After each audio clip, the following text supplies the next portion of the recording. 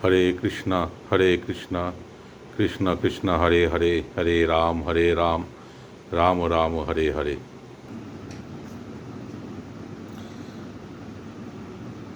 তিনি রাজাকে বললেন, এই গোপীনাথ পট্টনায়ক টাকা ফেরত দিতে অনিচ্ছুক, তাই সে নানা রকম অজুহাত দেখাচ্ছে। আপনি যদি আদেশ দেন তাহলে আমি তাকে চাঙ্গে চড়িয়ে সেই টাকা আদায় করে নেব। রাজা বলে, যেই ভালো সেই কর যায়, যে উপায়ে কৌড়ি পাই করো সে উপায়ে। রাজা তখন তাকে বললেন, তুমি যা ভালো বোঝো তাই করো, যেভাবে আমি আমার টাকা ফেরত পাই সেই ব্যবস্থা করো। রাজপুত্র আসি তারে চাঙ্গে চড়াইল, খড়গ উপরে ফেলাইতে তলে খড়গ পাতিল। রাজপুত্র তখন গোপীনাথ পট্টনায়ককে চাঙ্গে চড়িয়ে খড়গের উপরে ফেলার জন্য নিচে খড়গ পাতল।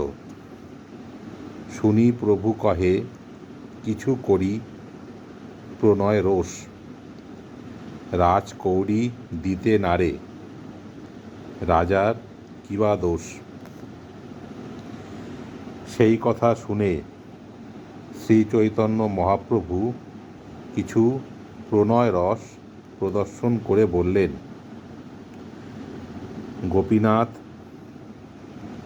রাজার টাকা ফেরত দিচ্ছে না, তাই রাজা তাকে শাস্তি দিচ্ছে।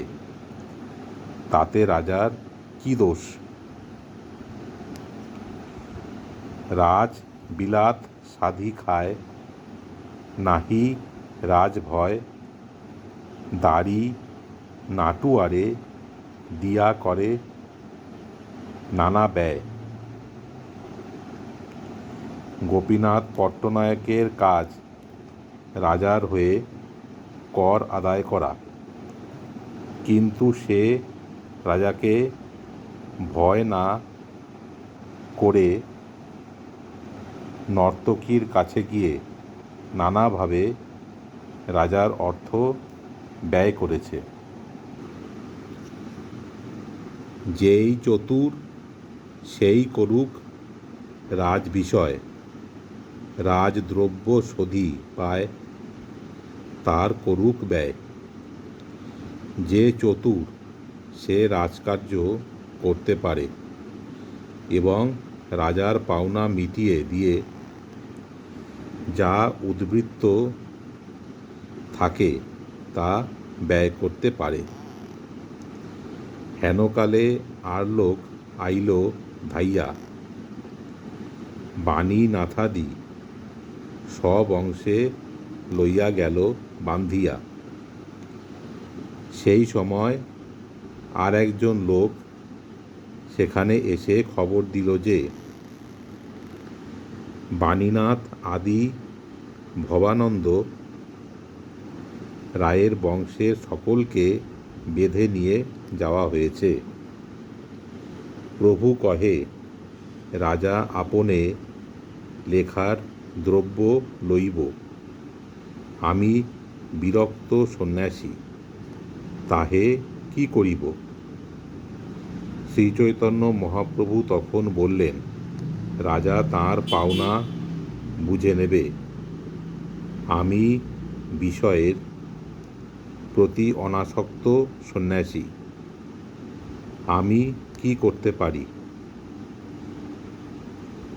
তবে স্বরূপাদি যত প্রভুর ভক্তগণ প্রভুর চরণে সবে কইলা নিবেদন।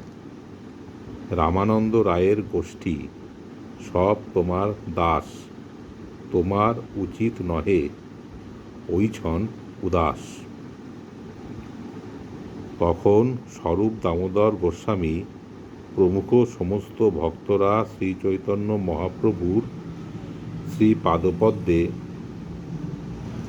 পতিত হয়ে ঐকান্তিকভাবে অনুরোধ করলেন, রামানন্দ রায়ের গোষ্ঠী সকলে আপনার দাস, তাদের প্রতি এইভাবে উদাস হওয়া আপনার উচিত নয়। হরে কৃষ্ণ।